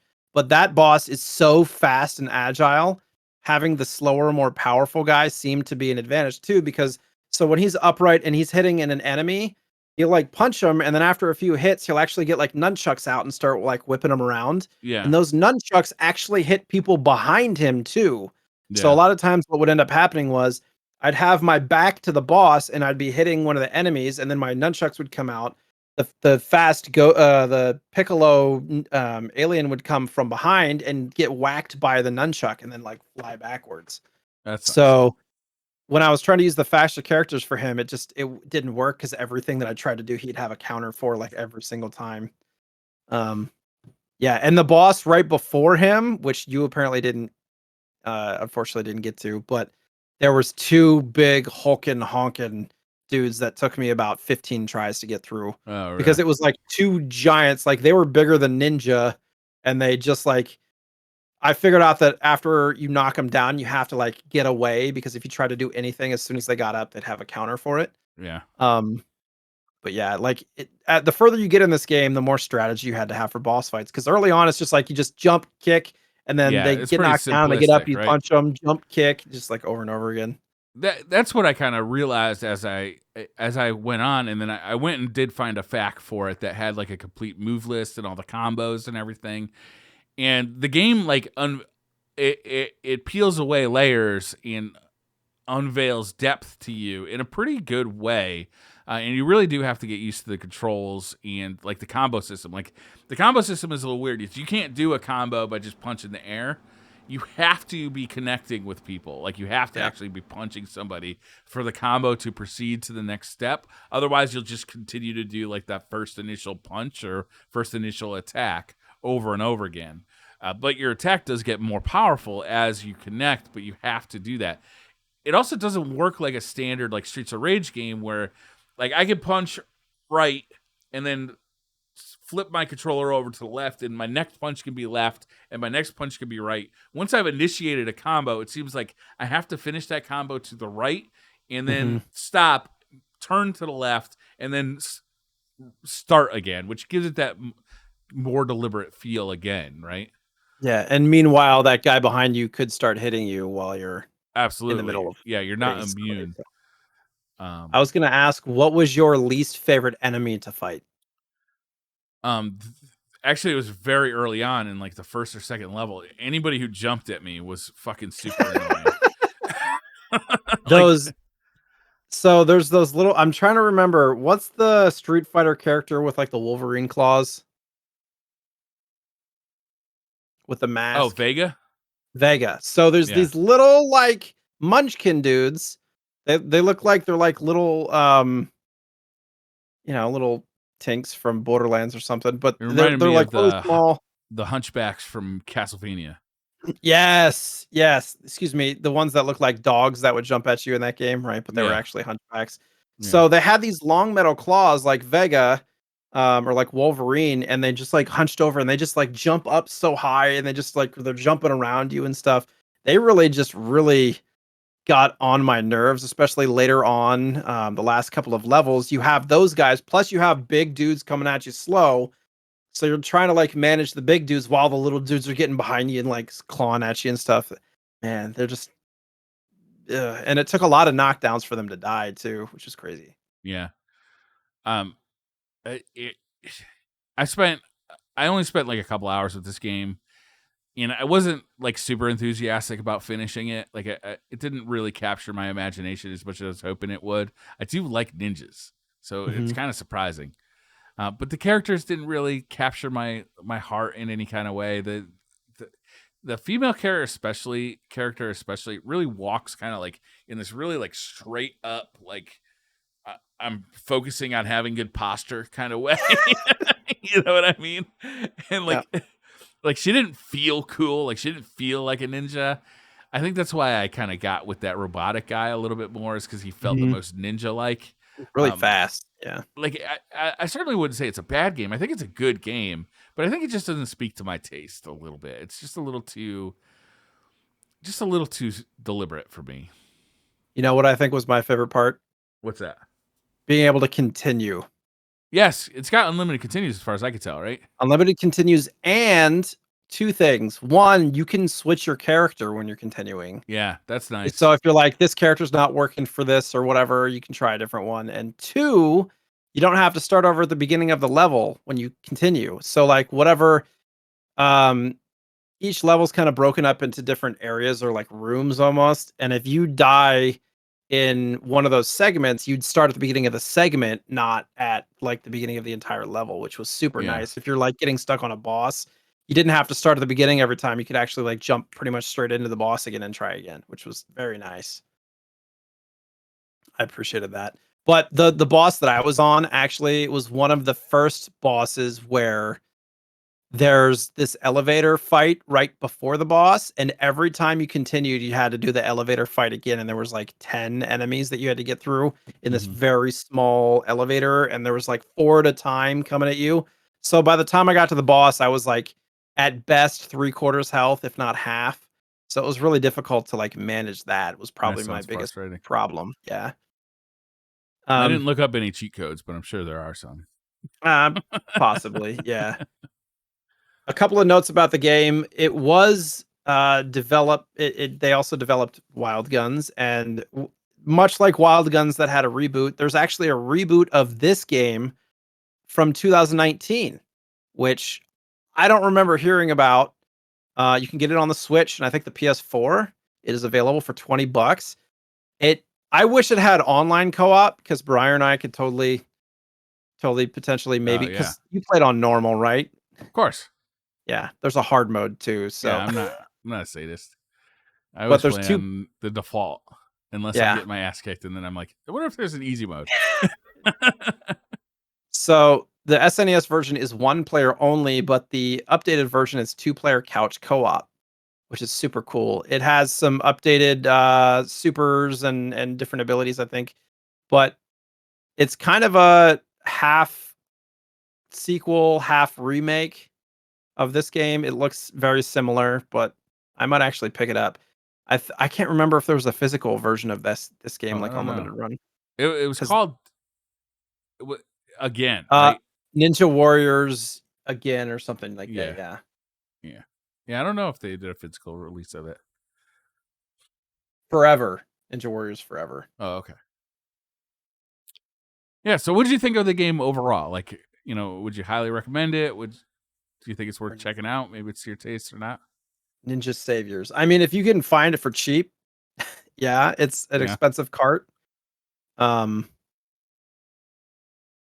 I if you like beat 'em ups, a lot of people reviewed it kind of like better than Final Fight 1 and 2, but not as good as Final Fight 3. A lot of people said there's just a lot of variety with the characters and the move sets, and Yeah. the bosses all interact very differently. It's worth playing, I think, for sure. I think it's If a you little have deeper than Final Fight. probably. Like Yeah. your move set is a little wider. I think there's a Oh little yeah. more variety to what you can do than in a Final Fight game. I haven't played Final Fight 3 yet, even though I own it. So Have you played apparently Mighty that's Final Fight? I have not. I own that too now. So You own that? well, recently, yeah, the NES one. That's an expensive. That's an expensive ass card too. Yeah, I know. It just yeah. So I mean, like, yeah, download the ROM, check it out or whatever, because it's just unless you're gonna go spend $150 on a Ninja Yeah. Warriors Or play cart. it on the Switch. Yeah, $20. It's Yeah. probably the best way to play it, and you can play couch Yeah, co-op, they which did is update the graphics for that too, I'm pretty yeah. sure. It's I feel like that's how this game should be played as co-op, in my opinion. What? Chat said, I guess the fight wasn't that final if there was a Final Fight 3. And then there's Final Fight Guy, and then there's Mighty Final Fight, and yeah, a lot of them. Mighty Final Fight is the for anybody who doesn't know, it's the NES one, and it's all like chibi characters. But it's Yeah. actually a super good game. Don't they kind of look like River City Rampage? Yeah, yeah. Yeah. A lot of people like that game too. All Any right. other facts about this game, or are we ready to move on to Jay's pickups? There was okay, so I didn't really put notes on this. So this game, it started out as an arcade game. And it was laid out similarly, but the graphics were not nearly as good. So this is actually like the Ninja Warriors game for Super Nintendo is an actual like sequel successor to the arcade game. And one thing that found interesting about the original arcade game is that it had 3 monitors set up in the cabinet to kind of mimic a widescreen display, and they used like mirrors to make it look like one big display, which I thought was pretty cool. It's really neat. There was a shooting game like that too. I can't remember what it's called. It wasn't Wild Guns, was it? No, no. It was like a space, one of those spaceship. Everybody calls it bullet hell games now, but they used to just be called shooters, and they weren't all bullet hell games. Some of them were Hmm. just regular old shooters. That was a big deal when Returnal came up because everybody's like, "Oh, it's a bullet hell game." Like, not all shooters are bullet hell. Just because somebody's shooting at you doesn't make it a bullet hell game. Right. Bullet hell's like when there's just so many bullets on screen that you're barely able to like Yeah, like yeah. the main thing is less about you shooting the enemies; it's more about you avoiding enemy bullets. Yeah. It's just like the Very whole true. screen is enemy bullets, and you just gotta weave your way through them. Yeah. But whatever, that's a side story. There's some history there, I can tell. It's just this happens with like a few terms, like Metroidvania. People overuse that a ton. Yeah. Like any Yeah. side-scrolling 2D game, they'll throw Metroidvania at. They'll even call they'll say, "Oh yeah," they'll call Metroid, the original Metroid, a Metroidvania. They'll call the original Castlevania a Metroidvania. Like no, not It's there its yet. own yeah, Yeah. it's that game. Anyhow, my bad. No, you're good. Did you have any pickups this week? No, I didn't buy any old games. I was really focused on getting my Mister up and running. That's really where it was at for me. Gotcha. Well, I guess I should start off by saying that I did buy Ninja Warriors because my goal is I'm trying to get like CIB versions of these games from the show, but I'm not spending. This is like an $800 to $1,000 CIB game. But basically, I went on eBay and I was like, what are the ones that are available? Like, you could get ones where the label was pretty beat up, and I was like, I don't really want a beat up label. So there was like 2 copies that had good labels, and one of them was listed for $299. I was like, no.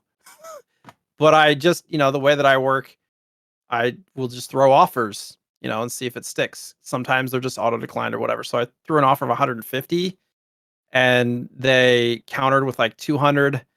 I countered back with 160, and I'm like, this is as high as I can go. It's not worth that much. I didn't say that, but that's what I was thinking, because I'm not going to be that guy. But they declined it. They declined 160, and I was like, all right, well, maybe I won't pick it up.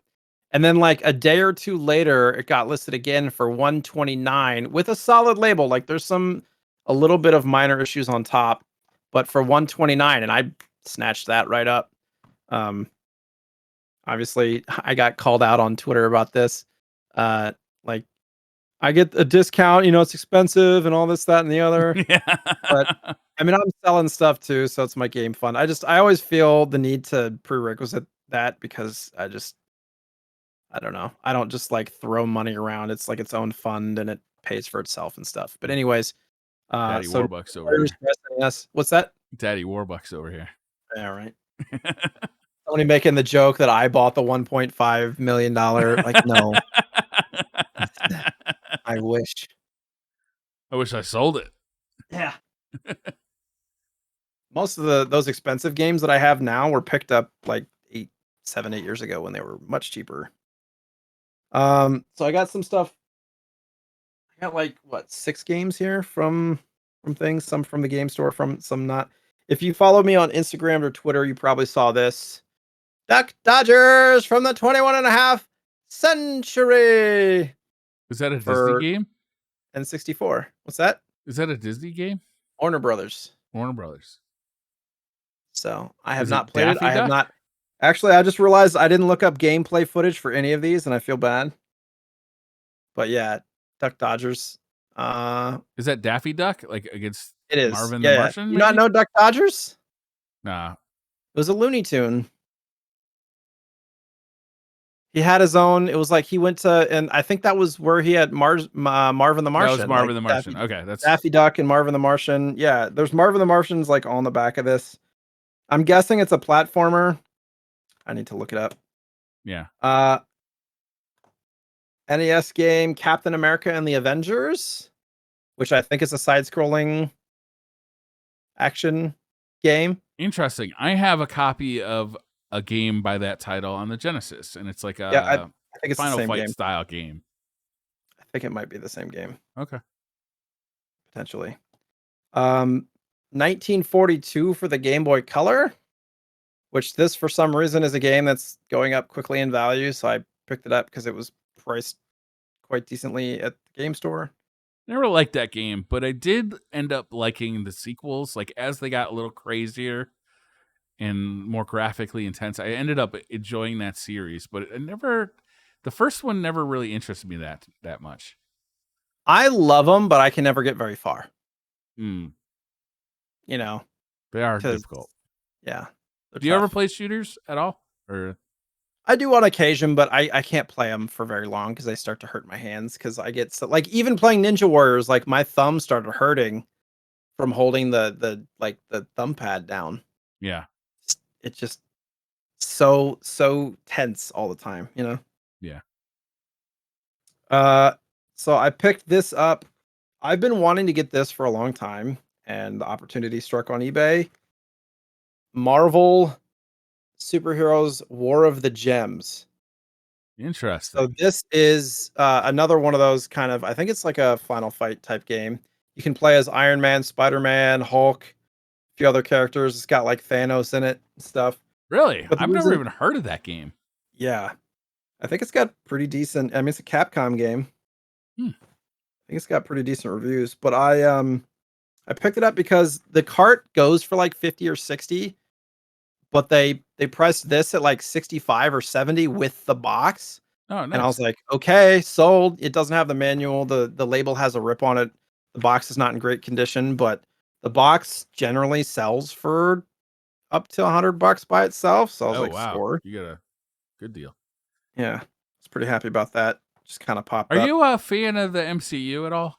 I know you're not big into Yeah, comic I books, am. but I'm not like a super fan or anything. I don't, I'm not like a diehard fan, but I've watched every film, most of them in theaters, just because it's like the experience. yeah, I'm not super critical on the movies, like if the plot line's not great. I haven't seen the new, Black Widow.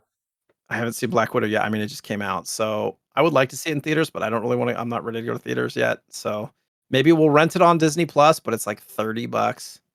Yeah, but if you I don't know. compare that to going to the theater, it's probably Yeah, it's true. probably a So bargain maybe, for you, right? Because you bring 4 people plus popcorn plus sodas, yeah. Well, I'm not candy. Are taking you the a kids candy to go person? see. Oh, Yeah, you I'm a. don't take I'm. the kids; they're too young.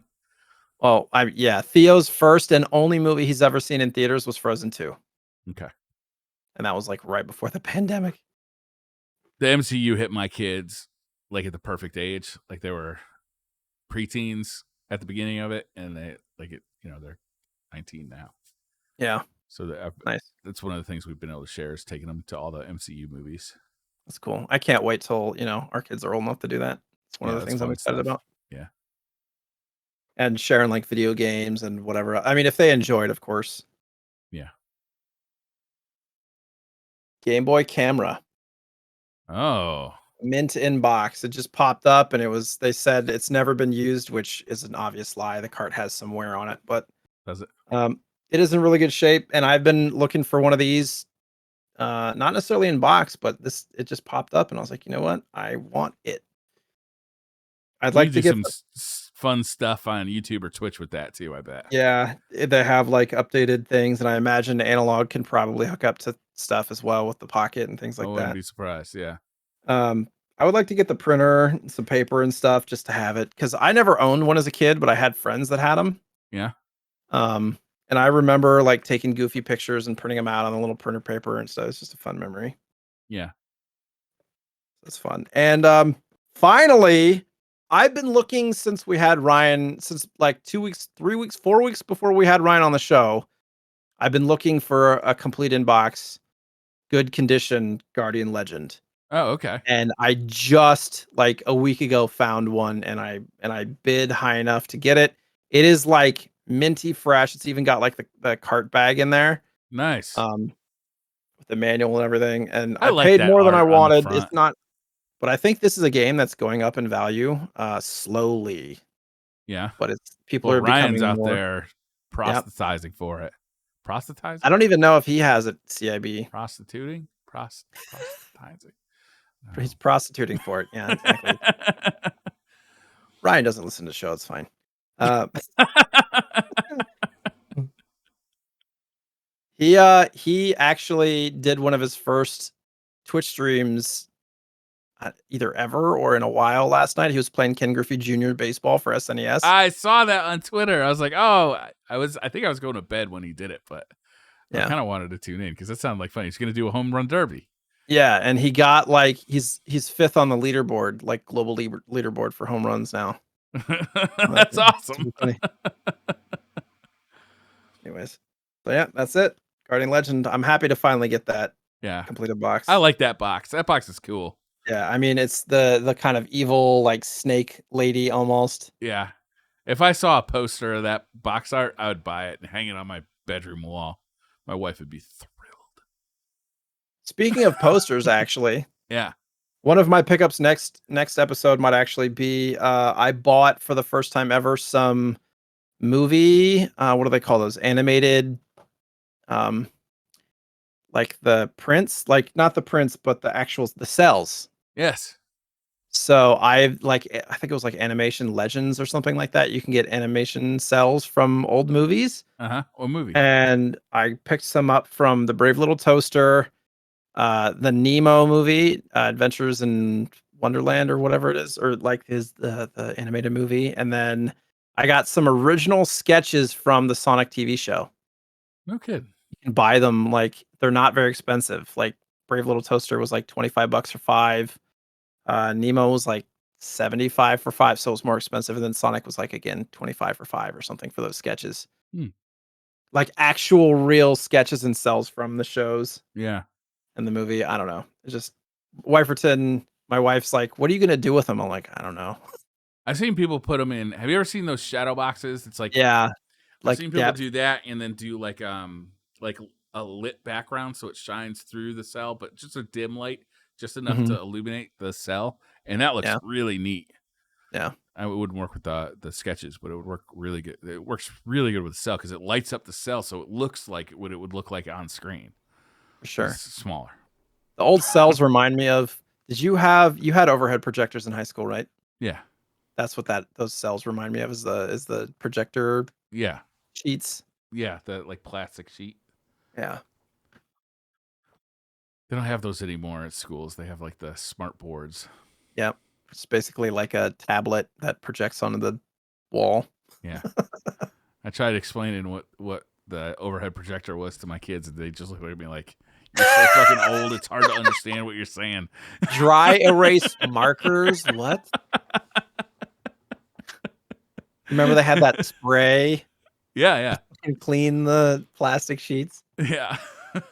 I remember I had to do a presentation once and I had to buy like a 25 pack of those sheets so that I could do the presentation. Like I Oh, had to really? write They them. didn't give it to you Yeah. at school? No.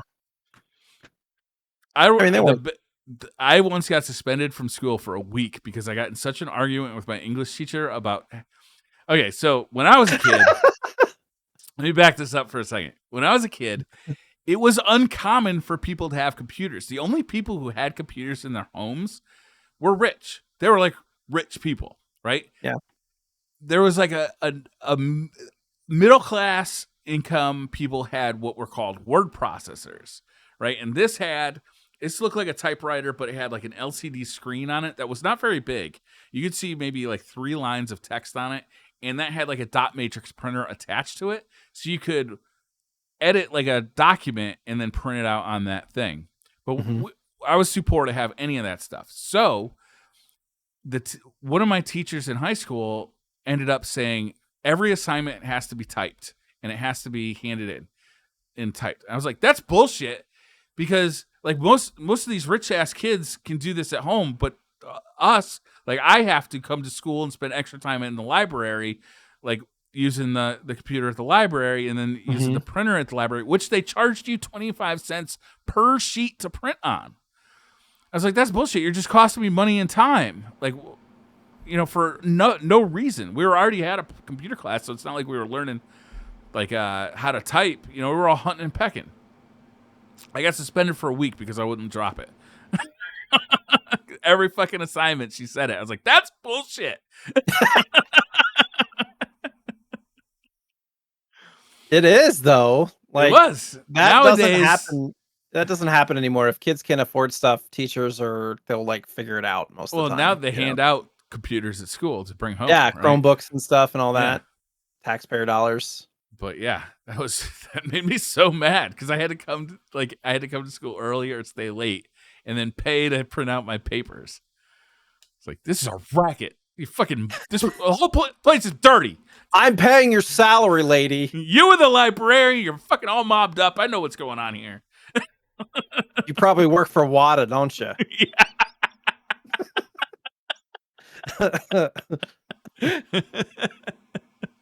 Who won? I got suspended, so I lost. Yeah, right. I was told if this continues, you're not going to be able to go to school here. Yeah, there's no like back then there was no fighting teachers in schools. Like No. you had But angry also, parents that just had to eat it.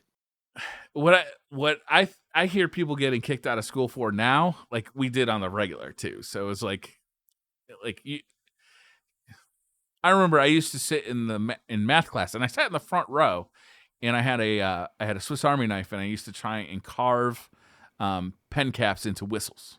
Like I used to try and make whistles out of pen I thought you were gonna caps. say you were carving like No, gang signs in the like the desk or something, like no. If you whipped out a Swiss Army knife at a school right now, you'd instantly get expelled. oh Instantly, yeah. Well, and you'd probably like get questioned by the police and shit too. probably. And like the teacher was asking me how my progress was going. Like it was not like a problem at all. That's true. Like, you can't even, most classes now, you can't even have your phone like on you. They take them like, What? Really? yeah, they'll take them. Like if you pull your phone out, they'll like take them, Oh yeah, I can understand that. stuff like that. Yeah, I it's a mean, phones distraction. have got to be super distracting. At our school, as long as the kids kept it in their pocket, they were fine. But if you took it out, then I think there was 2 rules. The teacher's allowed to see whatever you have on the screen, which is alarming for a kid. And they could instantly take it away, and they didn't have to give it back for a week, and the parent had to come claim it. Yeah. Well, and phones when we were in high school didn't do shit. You could play Snake. Yeah. Our TI 83, TI 86 calculators could do more than our phones could. Yeah. I remember they required us to get one of those graphing calculators for school. Those It was were like expensive. $100. Yeah. Yeah. Yeah, my mother was pissed about that. And then I remember I went to college and I had to get another one. And it was like, I think I had like a TI 82 or a TI 83. And I had to buy like a TI 85 or a TI 86. Yeah, it was And I a good remember enough. asking the professor saying, look, I already have this one from high school. It's good enough, right? And he's like, no, you have to buy a new one. And I asked him to his face, I'm like, is the school store telling you this? Or is there really a reason for this? He's like, look, you're going to want to follow along when I give instruction, like button by button on how to use this thing. And if you have a different model, it's going to be different. I was like, fuck. That's him not wanting to adjust to different models than it is you. You could understand his point, though. Like, if he's Yeah. teaching a course and there's 100 kids in the course, and he's giving instructions on how to use the calculator specifically, I can understand, but it's like, God damn I it. do remember in high school, it was like, if you have this model, you have to go here. If you have this model, it was convoluted as shit. Really? Yeah. Man, high school.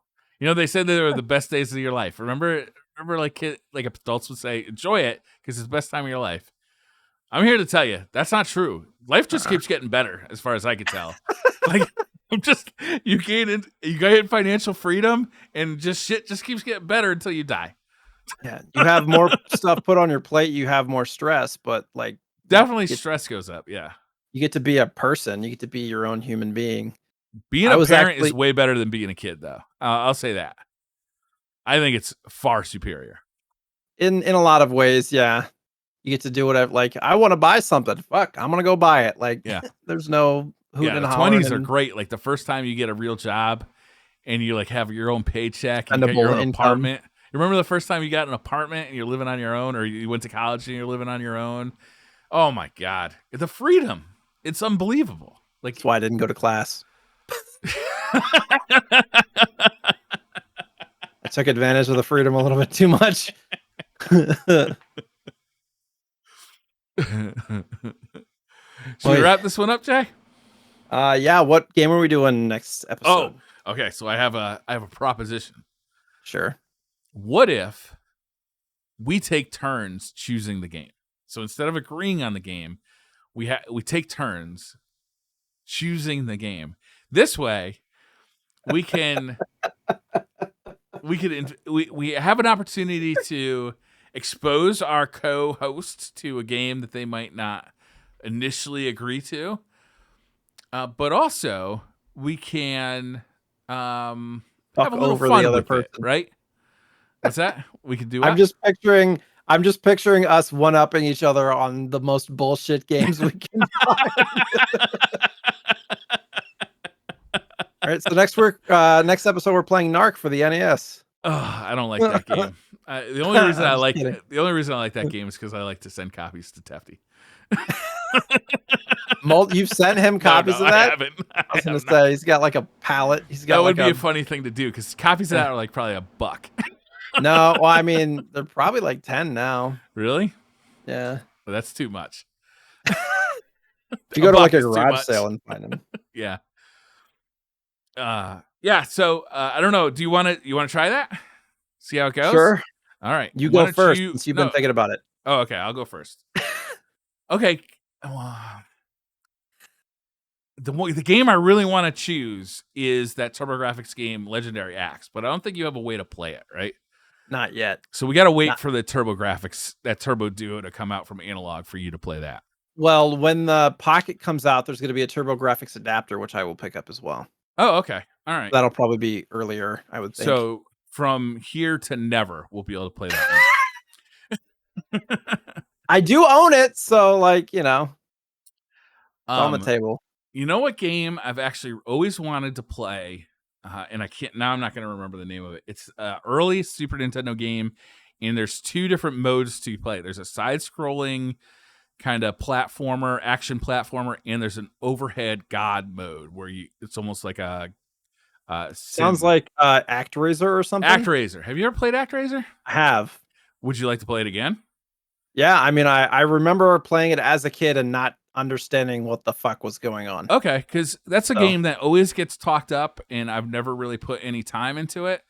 I own a copy, and I would like to put a little time into it and see what it's like. So another Super Nintendo game, but there's so many good Super Nintendo games. There are, but there's a lot of games on all the systems. It's my favorite. I mean, Super Nintendo is my favorite system. I'm gonna force you at some point to get an emulation system going because I'm gonna want to play some Neo Geo games, some TurboGrafx games. You know, like there's other systems. Jaguar.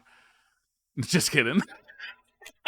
So this shelf right here, eventually I'm gonna turn into my like analog shelf. I want to like make it look nice, get an HDMI splitter. Like right now, every time that I want to play a game, I have to like unplug something and plug in the power to analog. Like I have 2 strips that are just like it's just a whole butt system right now. So I hear you. I'm working on it. I have been looking at matrix switches. Have you seen those? Mm-mm. HDMI matrices. Multiple in, multiple out. Basically. Okay. They're kind of expensive, but what's I think the purpose of that? They're the path forward. Well, currently what I use is a switch, which you got multiple ins and one out, but then that goes into a splitter, so I can play on this TV, on this monitor, or on that TV behind me. Okay. Right. So a matrix would allow me to take, let's say, video feed 1 and send it to monitor 2, and video feed 2 and send it to monitor 1, video feed 3 and send it to monitor 3, like that kind of stuff. Is there degradation if you're like splitting HDMI multiple times? Shouldn't be. It's a digital signal, so as long as the digital signal's getting there, it should. But there might be like latency or something associated with that potentially. Usually not. You should be fine. Usually not. Fair enough. As long as you buy quality stuff. If you buy that like kind of cheapo Amazon stuff, you could run into latency, but you should be fine. ActRaiser. ActRaiser. I'm excited Number about 1. ActRaiser. Yeah. You excited about ActRaiser? So next week you'll pick, or in 2 weeks you'll pick. Sure. But I'm excited about ActRaiser because I've never really put any time into this game. I put maybe number 1 into it. Yes, the first ActRaiser. Yeah. Because there is 2. Yeah. There was actually a new game that was kind of modeled off of ActRaiser, but it wasn't called ActRaiser. I'll have to figure out what that was called. I'm actually surprised I was able to pinpoint the game by your description because my description skills are so spot on, right? Well, but I mean, like, I haven't played that many games in my history, but that's one that I actually have played. As a kid, I remember specifically being like, I don't know what the fuck's going on. And because like when you're doing the God mode and like, I just didn't understand the mapping system then because I was young. Yeah, sure. So, that makes sense. 8 years older. That game gets a lot of love though, and people remember it very fondly. I wonder if it still holds up, and I wonder if we'll like it. Yeah. Cool. All right, Jay, I say we wrap this one up. What are you up to for the next couple of weeks? Sounds good. So you can find me on Twitch, Twitter, and YouTube at JSniperton. Few things going on at the moment. There's the master raids and Destiny we've been doing, and then checking out Warframe for the first time. Actually had some sponsored stuff come up for that. I've actually really been enjoying it more than I thought I would. Getting over the hump of like learning the systems and all that stuff. So we're doing that. A couple movement and combat of that game is super fun. I remember. Yeah, it's insane. But like now that I'm past, I have about like a dozen hours into it. Now that I'm past the initial confusion of it all, I'm actually like really starting to enjoy it. So that's good. Doing that, couple of days this week, and then like Friday, I'm gonna be on the Cooler Master YouTube hosting probably Jackbox games again. Like a lot of stuff going on this month. Jackbox, that sounds fun. Yeah, it's a good time. But yeah, come hang out if you want. JSniperton. That's Briar, how awesome. about you? I got a couple of videos I'd like to pimp out on the YouTube. I just did a video about fixing the mister. That was a pretty chill video. If you like just kind of hanging out with me, that's a good place to do it. Also did a review on the 8BitDo Pro 2 controller. I think it's a better Switch controller, a better Pro controller for the Switch than the Briar, or than the... I just read my name in chat. It just came right out. Than the Switch Pro controller. So if you're interested in that, come check out my YouTube. It's youtube.com/BriarRabbit. We also got a ton of great episodes coming up from other DCP podcasts. Obviously, DCP proper, the main show, will be up on Saturday, or up on Thursday. And then check out last week's episode of Firing Range. They did an awesome job. Those guys are killing it right now. So definitely check that out, as long as all our favorite DCP podcasts. Awesome. That's going to do it, guys. Thanks for watching, and we'll see you in 2 weeks. Bye. Bye.